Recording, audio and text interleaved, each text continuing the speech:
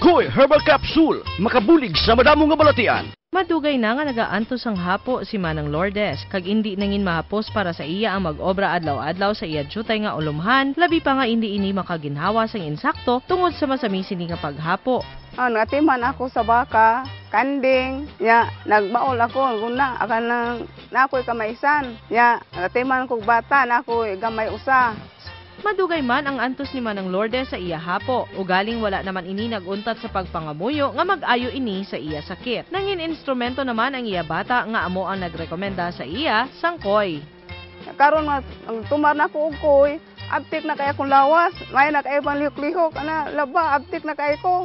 Makita git sa nawong ni Manang Lourdes ang kalipay nga nabatsyagan, labi pa nga ini ang makaginhawa na sang maayo kag makabanding kaupod ang iya mga abyan. Dako gid ang iya pagpasalamat tungod ningin maayo ang resulta sang iya pag-inom sang koy. Kamu nga, wag magamit og koy, gamit na jud mo karon. Kaya maayo kaya ang koy, naabtik gid ko, wanay kapoy akong lawas. No side effects. BIFAD approved. Koy Herbal Capsule, God's pathway to herbs that heal.